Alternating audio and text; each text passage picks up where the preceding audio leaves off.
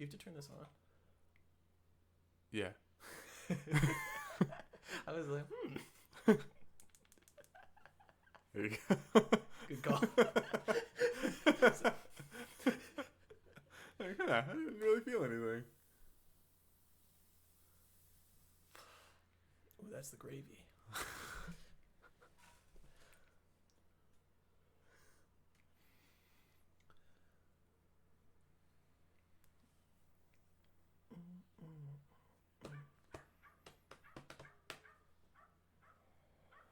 Uh-oh.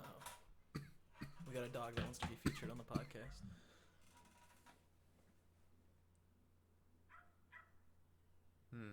He is audible. Oh, this will clear up the throat right away if you need to. Nicotine.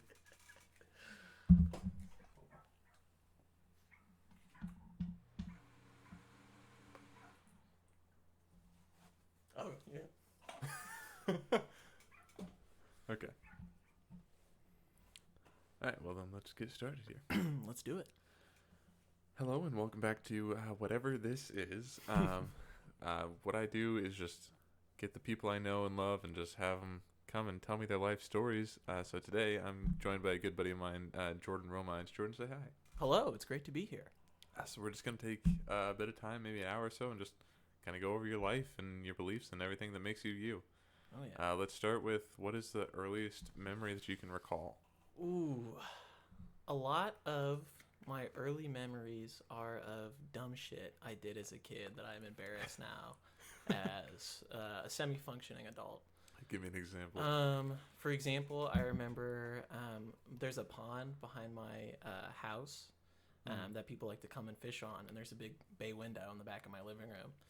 And one time, I don't know how old I was, but I must have been very little. Right. I just rolled up in the tidy whities, stood in front of my curtains, fully exposed to the window, and just locked eyes with this family fishing on the other side of my pond. And I couldn't have been more than like 40 feet away from them. Right. So I can see them like dying laughing. And I just remember, like, funnily enough, my reaction to that was I got angry for some reason. I'm like, oh, you're going to laugh at me? You're going to laugh at me while I'm standing here in my own house in my underwear? And just, so I think that's the might earliest. be the earliest one. Yeah. What other kind of shenanigans did you get up to that are embarrassing now? I used to injure myself in a lot of embarrassing ways. How many times have you injured yourself? I've never broken a bone. No. Funnily enough. But, like, for example, one time, me and some girl, I don't know who it was, but we were, like, fucking around on a treadmill in the basement. And I was on it, and she thought it'd be great to just crank that shit up to 11. And I actually was thrown back, and the treadmill was so close to the wall that my arm got trapped between the wall and the treadmill. It's like and I got skidding your friction skin burns. off? Yeah, Oh, that was pretty rough. That is. Oof. Yeah. So just, never a cool injury, but more embarrassing ones. Yeah. Embarrassing ones, but also like pretty unique. Like, yeah. I mean, I've never heard of anyone else. It's the type of thing you'd see in a horror movie, except for your arm would have gone. Yeah, it was very Final Destination, except I survived. Okay, well, what do you went to Black Hawk for your entire career, right? Black Hawk Christian, elementary school and high school. Is there like a preschool kindergarten version of that? Yes, and you better believe I was there too, buddy. Okay, what do you remember about kindergarten and preschool? Oh, well, I am the youngest of four siblings. I am the younger sibling of two older sisters, and I have a younger brother. Gotcha. And we all went to Black Hawk all of our lives. So, something kind of unique about that is it was a small enough school, and I had my older sisters go there before me, so kind of everyone already knew me. And it was just like, I don't know. There's a lot of things to say about it, but it was definitely a strong community. That was interesting. But, like, for example, one of the things I remember about preschool is we had little preschool classrooms, like over in the area of the building where the church was. Sure. And but there were no bathrooms over there. So we would, during bathroom time, we would walk over to where the middle school was, connected to the church. And there's no bathroom in the church at all. No, there is, but the closest one to where the preschool rooms are is to just go down the hallway to where the middle school area is. And while I remember, like, we'd have to wait outside, and they would only send in, like, I don't know, 4 kids at a time because Right. they don't want to try and wrangle a bunch of toddlers trying to pee. Hmm. But like I would see like my sister coming down the middle school hallways. She would always say hi, and I'd be like, "Hey, what's up?" And I felt like coolest little kid because I had like an Right. older middle school sibling, and I was like flexing on all my little friends. I was like, "Yeah, what a she's old. It's cool." Yeah, dude, my parents fucked a long time ago. Like, what about you? But believe it or not, I was not an accident. Surprisingly, even though Right. there is a, let's see, what is it? Probably a 13-year gap between me and my siblings. They came in sets of 2. So my older sisters are 3 years apart, and me and my brother are 3 years apart, and we're separated by 13 years. So the middle 2 children are separated by 13? Mm-hmm. Huh. So she was in middle school when you were in kindergarten? Preschool. Preschool. Okay. Yeah. So I guess that adds up. Well, isn't that only like a difference of like 9 years? Okay, the other thing you have to remember about Black Hawk is it's an incredibly small school. So you will often find high school kids in the middle school area and vice versa. Gotcha. That was just like the middle school was so small that it could be constrained to basically 4 classrooms. Right. Weston told me before how Black Hawk is like 1st through 5th. Sorry, excuse the dog. It's like 1st through 5th and then 6th through 12th. Is that right? No, we had 6th grade was still the elementary school. Okay, for us. 1st through 6th and then 7th we through crossed 12th. the street, as it was called, Gotcha. when you went to 7th grade, and that's when you went to the building where the high school was, because the middle school was adjoined there. So that was a big deal. When you get to cross the Yeah, street yeah. for the first time. Never done it before. Without holding mommy's hand anyway. Oh yeah, I still do sometimes. Do you remember your teachers at all? Yeah, I remember a lot of my teachers. I actually probably remember all my teachers, because there was really only, like in elementary school, you either had one of two different teachers at Black Hawk, and then in high school, just being in there for 4 years, I pretty much knew all the teachers in there. Yeah. So, when you got around to elementary school, would you consider yourself a popular kid, or you just kind of? I wouldn't say that by any stretch. I don't know. I was a very sociable young lad, so I was like hanging out with friends a lot, and I like to have friends. But I was also, I don't know, just a pretty awkward guy. Yeah. And just Kind of the nerd, but you knew how to make the other nerds like you. yeah. Well, and another thing about Black Hawk is, you can really, truly be friends with everyone who's in your grade, just because it's so super small. Yeah. So, I was definitely like everybody's friend, and I was, I was hanging out with people a lot, like going to their houses, them coming over to mine. But no, I don't think I've ever been like, a popular kid per se. Well, okay. So, what did you do in elementary school? What kind of interests did you pick up then? Let's see. What did I do in elementary school? Well, for a long time, I did karate as a kid, which started my love of martial arts. As Sure. I believe you've been acquainted with as well, on at least one occasion. From you, yeah. Yeah. It's another story, perhaps. What, did you ever belt in karate? Yeah, I got the highest I could get as a kid. I got the junior black belt, it was called. And I probably did that for I want to say 4 or 5 years as a kid. So like through 1st through 5th, or when did that start?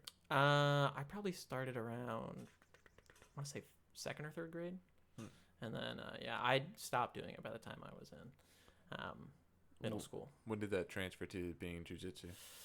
Oh, I got into jiu-jitsu after a breakup, actually. Yeah, that was my new hobby I found to like kind of to cope with it and all that. Yeah, it just turned out that I really love jiu-jitsu. It's a lot of fun. But I did that I want to say the sophomore summer of high school. That's when I got into jiu-jitsu. And so they have Brazilian jiu-jitsu, which I think is just like where jiu-jitsu is from. But is there a different type? Okay, you got 20 minutes to blow? I got a lot of time. All right, well, Brazilian Jiu-Jitsu is a grappling martial art that is a derivative of Japanese Jiu-Jitsu. And what Brazilian Jiu-Jitsu is it is a more specialized group of, like, it's a more specialized system based on like a set of techniques from Jiu-Jitsu. Because in Brazil when Helio Gracie, who started Brazilian Jiu-Jitsu, was training Japanese Jiu-Jitsu. He was a very small guy, and he was tired of getting his ass kicked by all of his older brothers. So just by being an amazing martial artist and studying in that for years, he developed this system that is designed to allow small people to maximize their effective capability in martial arts, because so much of it is based on like leverage, timing, technique, using their weight against them type of thing. That's actually a Japanese jiu-jitsu principle. Is kazushi, push pull, using the weight against them. Yeah. But it's a long way to say Brazilian Jiu-Jitsu is just the one where you see guys basically hugging on the ground until one of them taps. So what's the difference between Brazilian Jiu-Jitsu and just wrestling? Well, in like American folk wrestling, the aim of the game is to score points and ultimately pin. So you're going to spend most of your time avoiding getting taken down, trying to take down your opponent and make sure your opponent's shoulders hit the mat. Brazilian Jiu-Jitsu originated as a self-defense schools or a self-defense system. So the goal of the fight is what's called a submission, like a way to end the fight, either through a joint lock or a choke.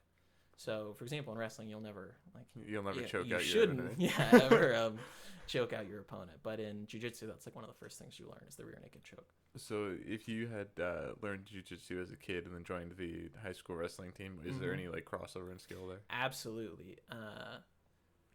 A lot of, well, first of all, grappling is just one aspect of fighting and athletics in general that if you don't do it, it's like a whole different world. Like the first time when I started jiu-jitsu, I was already like decent at grappling just because I liked backyard wrestling a lot as a kid. But it's just so it's such an unknown territory in a way we're not familiar with using our bodies. So that when you have someone like a wrestler or someone like a Brazilian jiu-jitsu practitioner, they are automatically going to be well versed in this like axis of interaction that a lot of people don't experience. So they're gonna have these shared like senses of balance on the ground, like gravity, sweeps. Like there is definitely some you can transfer like skills, from jiu-jitsu to wrestling or wrestling to jiu-jitsu. I can't speak as much from jiu-jitsu to wrestling because I've never wrestled personally, but I know a lot of wrestlers who do jiu-jitsu who are very good. Do you consider American wrestling a martial art?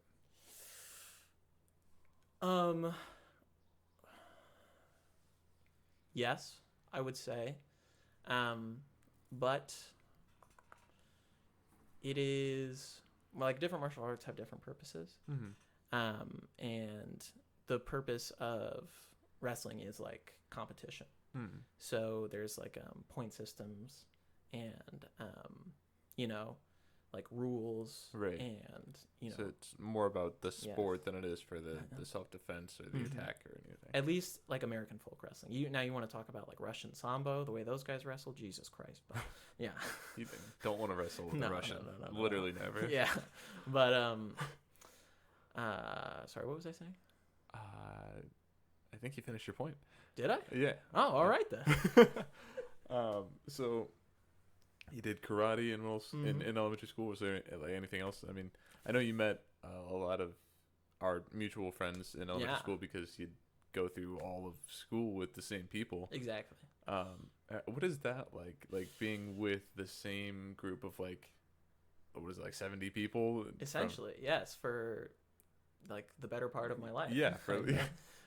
It's really well, I guess I can't really compare it to anything else because I've been at Blackhawk for all my life. But, I mean, all I can say is that it really is like you really just know everyone in your class. Like you can always start a conversation with anyone. How is it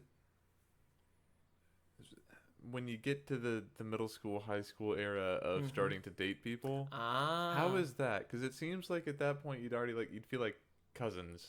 Right. So it was definitely weird for sure. Just like imagine knowing like everyone, like you're dating pool, your Right. options, having them known you since you were in second grade, Right. since you were like all the shit you did in sixth grade, Yeah. all the dumb stuff. Like it presented unique challenges. But also another thing interesting about Blackhawk is it had a very unique culture because it was a Baptist Christian high school, which was very fundamentalist. So dating was I don't want to. Mum's the word on dating. Yeah, it just wasn't. I just don't think it was a part of the culture to any extent that it was in other high schools. Like, of course, people dated, but for example, like you just assume no one was having sex. Like that was the implication, is that everyone is probably, which is abstinent. It's gotta be bullshit. Yes. Like, yes. I told Weston like, at Northside it was just like, if two people had sex, it was like cool, whatever. Literally nobody cares. You could tell the whole school, and it's like all right, neat. Unless it was like you fucked your best friend's sister or something like that. Then then it was something, at least to that small group. But then nobody else cared. Our classes were like 300 people large or more.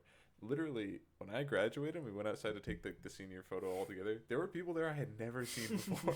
It's like, who are these people? But well, that's a good point. There is some, like, I talk about how much I love knowing everyone at Blackhawk and everyone knowing me, but there obviously are some advantages to having like some degree of anonymity and just like, being able to like, if you do something really embarrassing, like, just nobody would care. Yeah, no one would care. But in Blackhawk, like, these people are like, honestly, I spent more time with these people than my family for like a decent part of my life because I was in school 7 hours a day.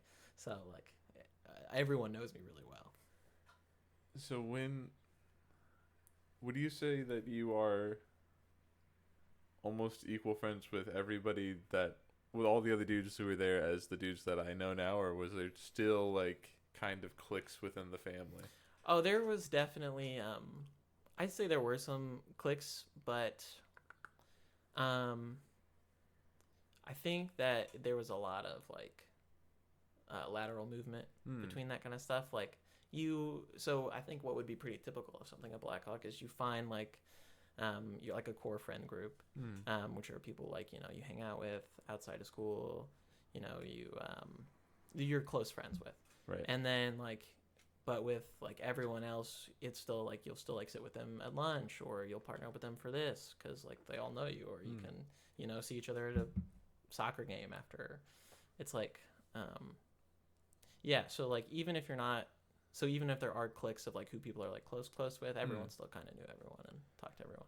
So if like you just saw one of the people who are not in your close friend groups just like at the supermarket, you could like talk to them and it would not be awkward. I actually did that at a Target the other day to someone. Actually, he wasn't in my grade. He was a few grades younger than me, but when I went on vacation with him a couple times. Great dude.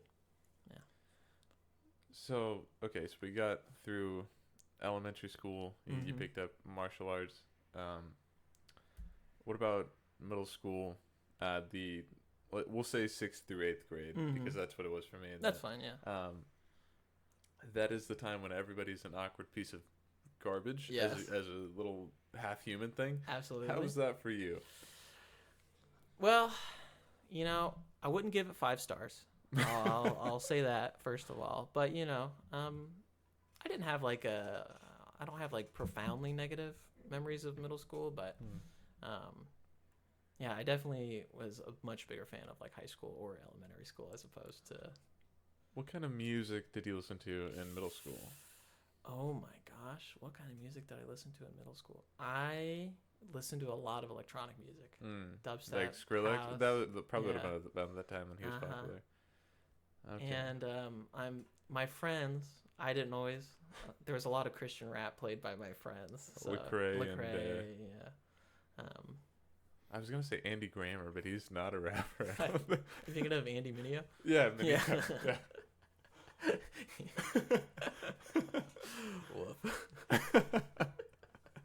So that I think the music that you listen to in that period of your life really kind of defines what kind of person you end up being. Yeah. To a certain extent, I think during my middle school time, I was listening to like Mayday Parade Ooh. and A Day to Remember, fucking My Chemical Romance. Like I was that emo kind of Foster. edgy emo Foster. I was never emo. I did have a girlfriend who was literally emo, but I was just like, I wasn't even edgy. It's not like I had like black hair and makeup or anything. I was just like, you know, sad. I don't sometimes that music, you know, makes you feel your feels. Yeah, dude. You know? I kind of got more into. I dipped my toes in that pool in like early high school. Like 21 Pilots and stuff like that. But 21 Pilots is good. Yeah. Love them. You mentioned before that you had a girlfriend that crushed you so much that you had to start crushing other people. Well, yeah. In the end, she only made me stronger because now I know jiu-jitsu. So thanks for that. I know nothing about that part of your life. Explain that to me. So I dated a girl named McKenna in high school, like my sophomore, junior year. And actually, so originally we broke up, and then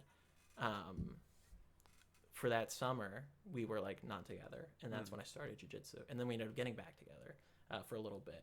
And then you could use jiu-jitsu in bed. And that you are not the first person to say that. You will not be the last. That is a running joke. Yeah, that's got to be useful in some like some like a little bit masochistic girl like choke me, daddy, and it's like okay, and then like wait, not that hard. Tap tap tap. Yeah, exactly. No, but it's great knowing jiu-jitsu. Yeah, it's very useful in a lot of situations. So outside of the bed and using it to submit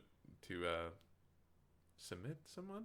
Yeah. What's the word? Is that the word? Can I use it that way? Yeah, that's what other use is there for jiu-jitsu? It's really great for it's an excellent hobby because like it's a really competitive and athletically vigorous activity. But at the same time, a lot of the culture of jiu-jitsu is built on like this mutual trust of respect the tap, you know, kind of help teach somebody, check your ego. So it's a really great place to plug in if you're looking for a community like character development for sure too. Yeah. See, I thought you were gonna say it was really useful for like getting your shopping done faster. My power walk has never been stronger. They're like, show me where the apples are. No, but it's interesting. Sometimes it does creep into other aspects of life. Like this was before I did jiu-jitsu, but this was one time. Josh Carlson, whom you know, came up behind me and just threw like a you know, headlock choke around from the back, and I had no idea he was going to do this, and we were in my basement, and so I just did the thing that I reflexively drilled to do hundreds of times if I ever felt this, and I just grabbed him and threw him over my shoulder onto the floor of my basement, which is not soft. Concrete floor. Well, there's carpet, but the carpet is over a layer of concrete. Yes. And let me tell you, it's not plush. Okay, well, speaking of them, when did you decide that group of friends was going to be your core group of friends? I really fostered that group of friends through playing video games online. Because a lot of my friends were from just people I would hang out with back from elementary school. But once I started, you know, kind of expanding into my own hobbies and interests, I found gaming was pretty great. So yeah, I became really close with guys like, you know, Matthew Rumpel earlier, but then like later it was like Josh, Robbie, Weston, you know, like all these guys we play with all the time. Right. Yeah. But yeah, it was just what I spent all my time doing after school was playing video games. So I just became super close with those guys. All right, everybody, you just rate them from your favorite to your least favorite. Don't do that.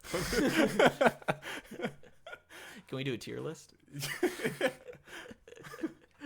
Weston, you're in the triple F tier, just in case you ever listen to this.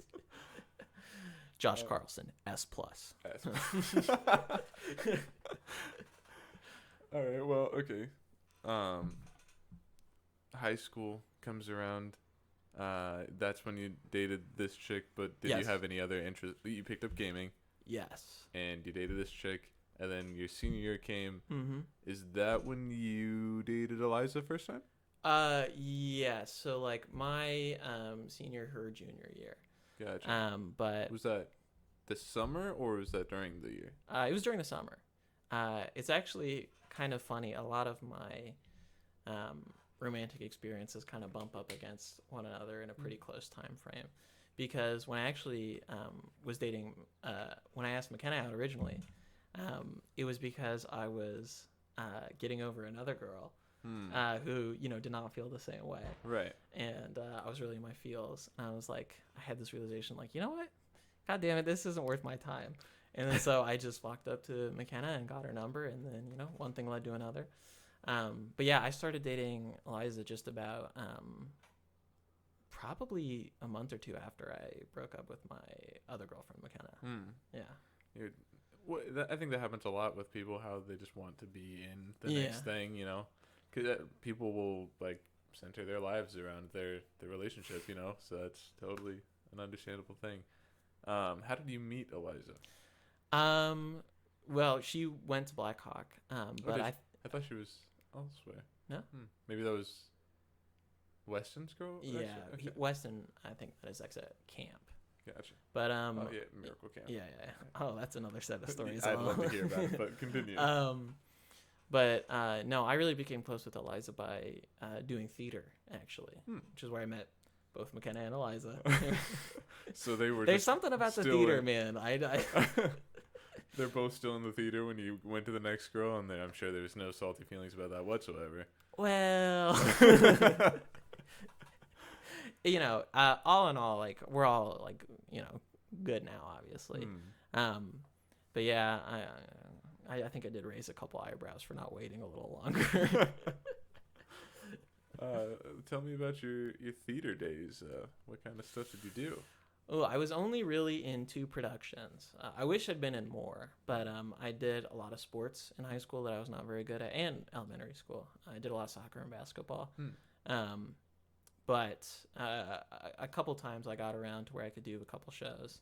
And I was in a musical called The King and I, where I was just part of the chorus, and I was a dance lead for some of the choreography. And I just played like a... Yeah, I know, right? You should have seen the you really costume. Had some moves. Yeah. I had to wear these like 10-inch brass fingernails that ended in hooked points for like part of the special. Yeah, it was pretty wild. Yeah. I'll see if I can dig up some pictures for you sometime. For sure. Do that. But yeah, and then I was just like a small character with like one line besides that. But then my senior year, I was the lead in a play called The Weston Game. Have you ever heard of that book, The Weston Game? Oh, I have. As a matter of fact, I saw your production of it. That's right. You were there. But tell me about it anyway. For the yeah, but I played a few characters in that. But not going to spoil the endings. Yeah, for all the people who care about the Westing Game. Yeah. So figure that one out. I was the lead, but I played several characters. I'll let you run with that one. But no, it was funny when I was casted as that role. I auditioned with another role in mind, and I wrote down someone else I wanted to be, who was not as big of a role. Ended up with the biggest one. Yeah, and when I got that, I was a little disappointed. I was like, because I hadn't, to be honest, I hadn't like read enough to comprehend everything that was happening. Yeah. So I was like, I guess I got a minor role. But that's fun. I still like to be part of the theater. Right. And I remember the first read through, me realizing like, oh shit, I actually have like a really important character. That was kind of funny. Did you put it down to be the delivery man? No, I wanted to. It was funnily enough, I wanted to be the doctor who played the fiance to the character Eliza played. Well, but that was unrelated. Unrelated at the time. Wasn't that within the time frame? That was your senior year, wasn't it? So you would have already been dating, right? I guess we were. Yeah, we were dating in the Westing Game then. Dang. All of my something else that I probably should have told you before I came on this podcast is I have a terrible memory. So, cool. So I'm like discovering this stuff as much as you are right now. Just bringing up repressed. Oh yeah. Like horrible memories. All right. Well, before we move to your current years of college, Sure. tell me what I know you went to a Christian school, so Mm-hmm. you're probably raised Christian. Yes. But what and when did you realize what God is to you? Like when Right. do you really understand it and become a real Christian? Would you say? It was. My religious views have always been and are continuing to be a process. But like I definitely growing up in Blackhawk was very much a part of like that faith community and believed very strongly in these kind of fundamental Christian ideas. But I think as I started getting into high school, I started realizing that I guess I just started realizing I disagreed with a lot of things people were saying. I was like, huh, okay. So I definitely would say that my views have evolved a lot since, starting at Blackhawk. Right. Um, I would not describe myself as an evangelical. Yeah. And Blackhawk is a very Baptist evangelical institution. Sure. But now currently, I still consider myself to be a Christian and have Christian beliefs, but I'm much less orthodox than I was in my youth.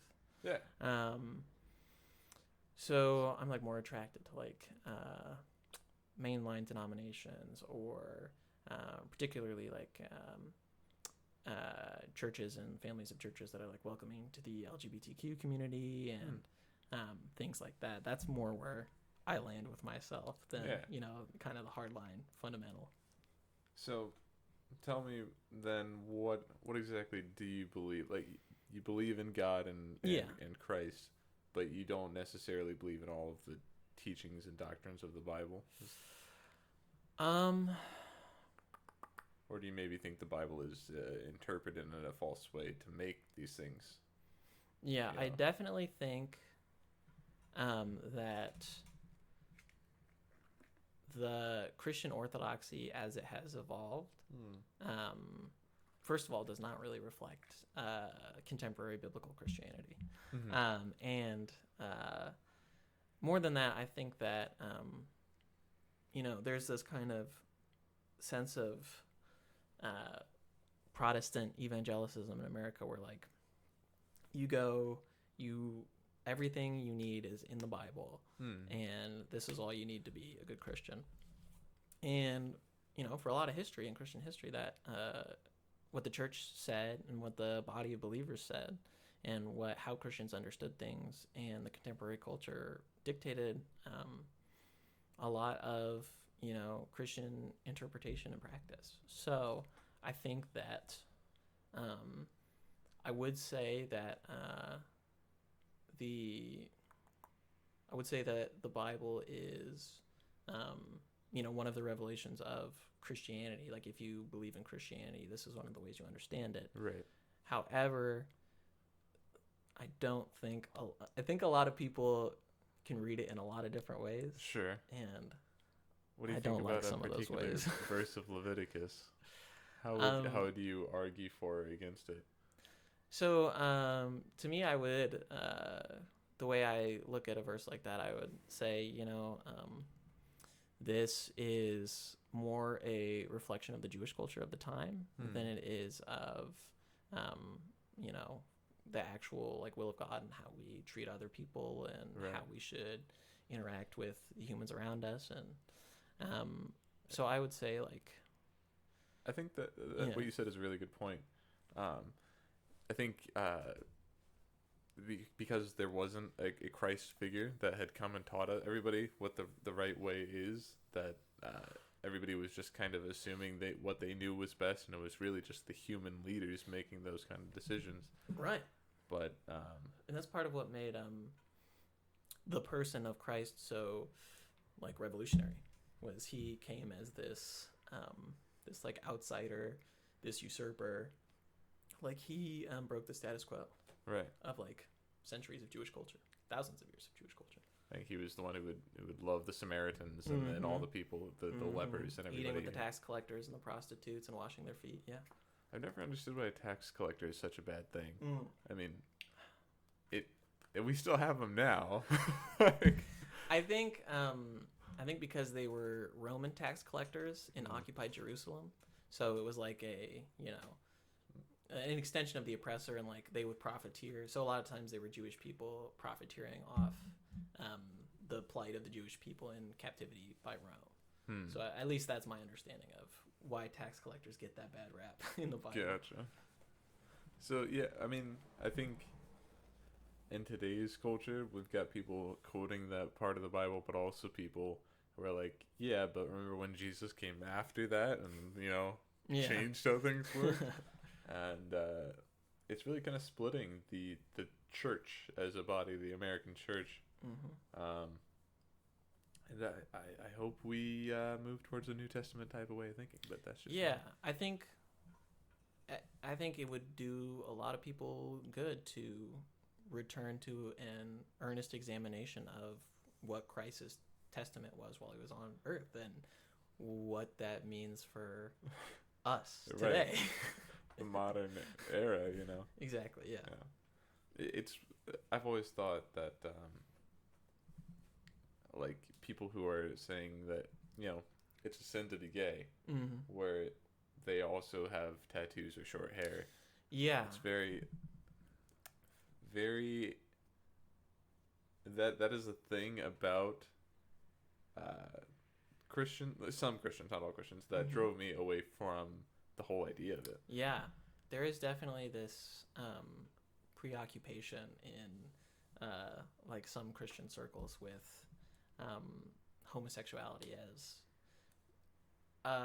being on some other level.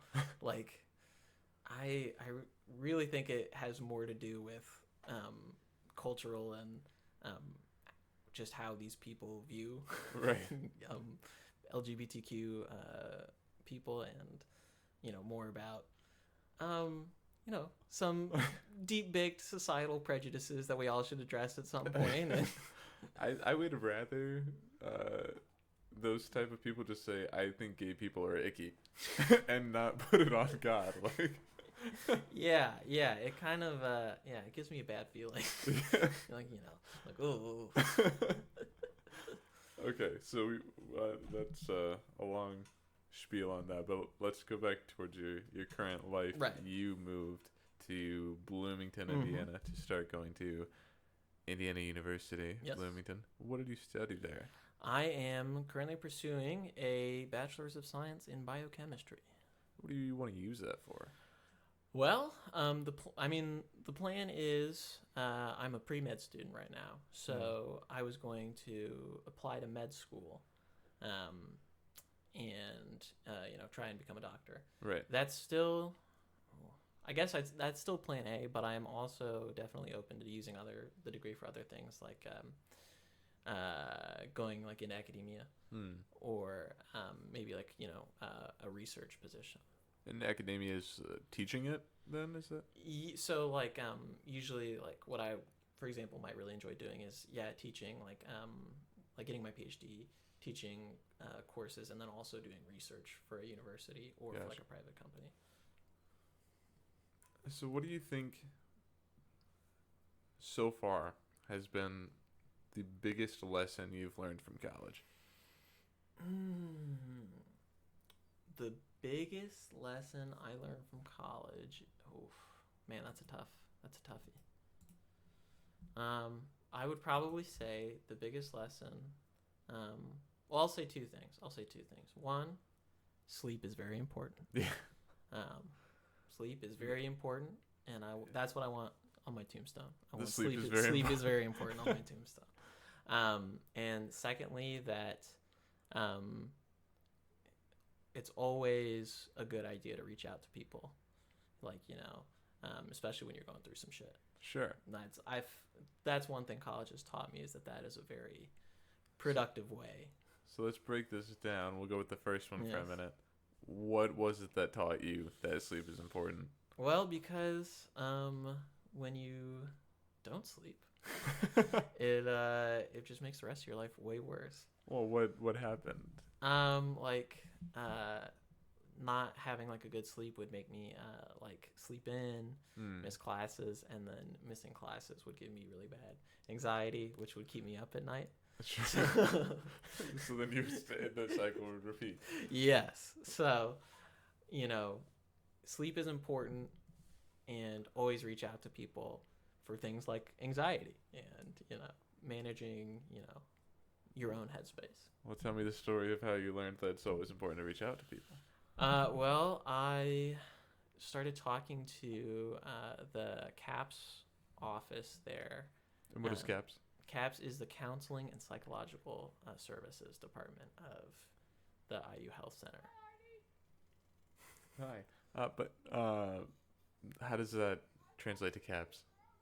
Counseling C, right, and psychological P. Services. Psychological, yeah. But I can get a whiteboard out if you need. It's like psychological. That doesn't sound like a P to me.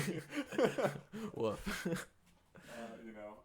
just, I'm a little dumb. Hey, we all have those moments. No, yeah. So definitely talking to a counselor is very beneficial, and it can be like a really great way to invest in your own mental health and make sure you are, in the best spot you can be. Are you in therapy now? Do you do therapy? Yeah. So I have about like twice a month. I just do like a Zoom call with the counselor I was seeing at IU. Yeah, and that's been really good. And so that is he or she? Is it a man or woman? She. Yeah. So is she like actually like a therapist as well as like? Yes. Okay. Yes. Because for me, I made sure she had a degree. Counselor was just like, what classes should you be taking? Oh no. This is like a specific. Yeah, these were like therapy, like counseling sessions, and like it's a lot of cognitive behavioral therapy, CBT. So like being conscientious of like your own thought patterns and how you think, and then like developing ways to like shift your thinking and adjust. Like it's very useful, and I could tell she knew what she was doing. No, actually, I did therapy for a long time, but my guy just recently retired. He's like 85 or something. He's super old. Storied career. Yeah. Well, I went to him starting in the 3rd grade up until just recently when he retired. So it's been a long time. He's like the closest thing I've had to a grandfather. Yeah. So like I'm sure I'll like get lunch with him sometime. Yeah. So like you invested so much time in the life of that person that like we're kind of. You're part of the club. We're pretty much family. You're invited to the cookout. Yeah. But now it's like. I spent 18 or whatever years with this gentleman, and now like I have to find someone new and start from square one. I've got a lot of trauma that I put on that man. Like I have to restart. Well, you better hope he takes good notes and just have him send those over. I never even thought about that. Yeah, that's why they take notes, so they can I've thought about going to Headwaters in town. I've been recommended them, but we'll see about that. The only male they have there specializes in sexual trauma. I don't really have any of that, so I'm just like, is he for me? I don't know. You almost feel like he's overqualified. That's how I feel sometimes. He's got like 7 degrees, but none of them are exactly my traumas. I just want to stop crying in the shower, yo. Oh man. So, tell me about Miracle Camp. You said you had a couple of stories there. Well, what is Miracle Camp? Miracle Camp is a Christian summer camp where, again, with this, all my siblings went to Miracle Camp as well. It was another Romines family institution. But yeah, so like every year I would go, bring like 3 or 4, sometimes 5 of my like close friends from Blackhawk, and we'd all just like be in the same cabin and like just have a great ass time at summer camp. How many years of that did you go to? Ooh, I want to say I probably did like at least 4 or 5 years. Like I went a lot. I went every summer.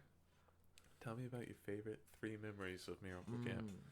If you got to rate a top 3 moments. All right. I would say one of my favorite memories, just because it makes me laugh, is first of all, they do not control how much you eat there. So Gotcha. like I was having like third helpings of like all the meals, and because the food was so good to me, man. I Yeah. was just like hungry and eating it up, and then like after that we would have free time, and I would like go to the store and buy like the most sugary soda ever. Like, you've ever had a Jones soda? Yeah, dude. Yeah, Love Jones that. soda, ice cream sandwiches, candy, and we would just eat that. Like, It's the worst. It I sounds honestly, awful. I came back noticeisly fatter. Like, I gained a non-trivial amount of weight, like 10 or 15 pounds, just within a couple of days. within a week. Within a week. Just from binging. And then, funnily enough, I got the flu and lost a lot of that weight just immediately after. So lucked out there. But do you remember a movie that came out sometime in the 2000s about a fat camp? And yes. And I remember, didn't some kid hide like sausages in his bedpost? Yeah. Yeah. I remember that. What was that called? I'd love to remember what that is. Rewatch it. I don't know. There's this really weird like honey smothering scene with one of the mean counselors or something, and it involves a bear, if I'm recalling. Yeah, I'm gonna look up what it is. Good. Try to see what I can find it. Fat camp movie. Yeah, I think that'll probably do it. It's probably called Fat Camp. No, not called Fat Camp. Fat Camp came out in 2017. So I thought you were saying no to something else. Oh no. Go ahead. You're just like nope. My bad. I don't know. Anyway, I'll find what that is. So, one of your favorite memories was just binge eating. Just getting fat from 1 week of camp. Another time, oh man, I went with this kid named Luke McClung, and what was his name again? Luke McClung. Okay, McClung. What a weird name. I know. He's a legendary man. Love him to death. One time, shout out to Luke. Like he had this like recurring relationship because he would go back multiple years and the same girl would come. So like for 1 week of the year he would date this just like crazy bitch. Like hey, well that's the perfect place to do it because you never have to see her again. Exactly. But it was always super entertaining just to, because it was just a week, there were no consequences. Right. So just to be a fly on the wall for that was a lot of fun. I think he still has a scar. Not gonna lie. She cut him or something? Yeah, I think she hit him with a stick or something. Oh, okay. But yeah. But what was I saying? Oh yeah, one time they were tubing together, and like, cause you could go tubing. That was one of the big highlights of the campus. Sure. Like, oh, we can go tubing. And then like he fell off while riding with her because he like pulled the tube down with his weight and like lost his bathing suit in the water. So he's just butt ass naked out there. Hey man, you just gotta like. You ever watched How I Met Your Mother? Yes. The Naked Man. That's what you gotta do. Just show up and just be naked and just see what they think of it. Absolutely.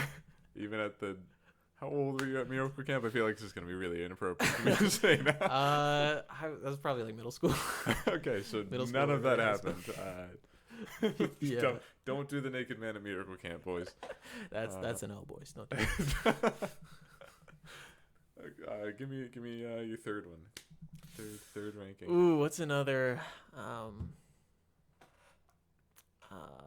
trying to think. Another fun story. I don't know. Getting lost in the woods a lot. Getting devoured by mosquitoes in the woods. One time I came back with like 30 bites on each leg. I feel like 7 on my right one right now. I'm telling you, ever since social distancing's been happening, the mosquitoes have gotten more bold and more aggressive. I think they're like starving out there. Yes. So when they see a person, they're like, we got to get this. I went on a walk the other week, and it was just like a short 15-minute walk down the nature trail. The sun hadn't even set yet. And I had to kill like 12 mosquitoes on me. Ugh. Like the worst. It was awful. I think I have bug spray maybe actually, but I don't think I've ever thought about putting it on. Oh yeah, bug spray is essential. We gotta fight these little bastards back. You know what I'm saying? But aren't we gonna be like creating super mosquitoes? Isn't that gonna happen? Because like we're just like killing off the ones that don't have antibodies to it, and eventually we can't kill them. Well, it's the same. It's kind of like the it's kind of like the monsters in Stranger Things. You have a choice, right? You can either have a bunch of little scary bastards, like the Demodog monsters, Right. or you can just have the one infrequent but ultra powerful and ultimately terrifying.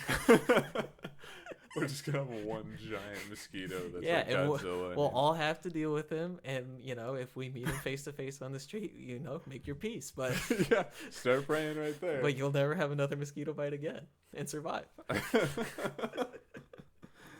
It's like I've seen people say that we're creating a super virus when we use hand sanitizer too.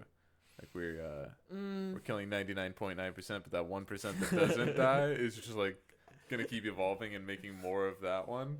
Right? Well, that's how we get the problem of antibiotic resistant bacteria strains, is because we prescribe antibiotics so broadly that these really tough, really nasty bacterial infections pop up, and yeah. And then we can't do anything about them because and fucked they ourselves. are immune to penicillin. Sick. Okay, so what do you see for yourself in the future? Let's say, what do you see yourself doing within the next 5 years, and then what do you see yourself doing 20 years from now? Okay. Next 5 years, I will have graduated from college and either probably be in med school or pursuing like some other research degree, like a PhD or something. Sure. Do you think while you're in graduate school that you'll like be working as well as going to school, or do you think it would just be like focusing straight on school? Yeah, honestly, you kind of have to as a graduate student. The system's a little messed up, like to where they get you end up like working like a slave for free just so they can give you grades, Right. and So not charge you a fortune. They make you volunteers in EMS for fucking 3 years so that Yep. you can get it Before you get your earn the degree. chance Right. to, yeah. Oh, That's- bro. Yeah, that's a little bit sleazy, but fair enough. Oh yeah. Did you know I am a certified? Yeah, you did know. Yeah, I'm a you're a certified EMT. Well, so if you weren't a certified EMT, well, first of all, what job would you be doing as an apprenticeship or internship in your field? I would probably work in a lab, Hmm. or if I was working in medical school, it would be in some healthcare capacity. Eventually as a resident, but I've always kind of been attracted to healthcare, so doing something like that with Sure. them. And now you're in biochem, right? Biochemistry. So yes. you're more interested in like the medicine and like the how Yes. how we kind of work Medicinal more than like health. the mental care or psychology or anything like that. If one of the reasons I would eventually like love pursuing medicine is if I would do it for psychiatry, actually. Huh. So that is a discipline that does, deal with physiology, and you do have to like prescribe medication, but it's also very focused on mental health and stuff like that. So then, what do you see yourself doing in 20 years? I'll be married, probably. Almost definitely. You'd hope so. Yes. Right. How old are you now? I am 21 right now. Okay, so you'd be 41 at the time and hope 41. to be married. Do you want kids? Yes, I do. How many kids do you think you want? Not a ton, but enough, I don't really know what that means. No, like two? I mean, like, 2 or 3? I think that's a process you figure out after the first kid. I mean, I And you're guess like, so. all right, After how the many first more of one, these you're like, do I fuck think this. I can survive? One is enough. Never again. I think that's what most single kids are. Like they're just such a bane in the existence of their parents that they don't want anymore. Oh boy. But I mean, yours had 4, so I Yes. guess your older siblings were all right. You were okay, but after your little, do you have a little brother? Or I have a sister? little brother. Yeah. Little brother came out. Nope, no more. This one's he did it. Well, I'm proud to say, I do have an awesome family. I was just they were just visiting the other week, actually. This last weekend. Up at Bloomington. No, at my parents' house. My sisters came back in. Your siblings came Yeah. out. Gotcha. Oh, that's cool. It's pretty nice. Well, then before I ask you my final question, I just realized I didn't ask you about your family at all. Oh yeah. Yeah. What was your relationship like with them growing up? Very close. I love my family very much. So I'm quite close to all my family members. Weston, in comparison to me, he was not very close because of the size of his living space. He had so much that they were not forced to be close. What did you have a smaller house or an average house? I definitely do think that the environments we reside in have an effect on how we interact with them and with each other. Right. There's like a lot to be said about how architecture and design affects the place you live. But yeah, I would definitely say like my house is just a normal suburban house. Have you lived in that house through your childhood? All my life, yeah. It's a nice house. Same spot on Little Pond. It's got a not know pool there was right, a pond neighborhood behind it. pools right down there. You can walk. Tennis courts. Why did I not know about literally any of this? Have you never just been to the back of my house? No. Oh yeah. I've been to your house like a bunch of times. I never knew. If you just walk out the back, there's a pond right there, and there's like tennis courts on the other side of the pond down a hill. And then if you walk a little bit down a hill that way, there's a neighborhood pool. Well, yeah. now I think your family is wealthier than I thought they were before. Oh, it's a nice neighborhood. Okay, so you're very close with your family. Your relationship with your parents is good? Yeah, absolutely. Still to this day, you think? Yeah, I'm really close with my parents. That's solid. No, yeah, that must be nice. I am now more than ever. I'm close with my parents. Yeah. But, like growing up, it was harder. But okay, well then, my final question for you is, what do you want to be remembered for? I want to be remembered as just like when people remember me, I just want them to think like, wow, this was a person who like made me happy to be around. Just put happiness in the world in a way that impacted people. Yeah. You want to be remembered for making people happy. Yeah. That's a good thing to be remembered for. Mm-hmm. Well, thank you for coming and doing this. I really Absolutely. appreciate you being here. I had a blast, to be honest. And maybe we'll do another one of these 20 years from now when you have more to tell. Yeah, and listen, if you ever need a recurring talent, let me know and get with my agent. I might be back in here for another episode. Your agent? What's your agent's name? I'll talk to you after. All right, thanks. Love you, buddy. See you, buddy.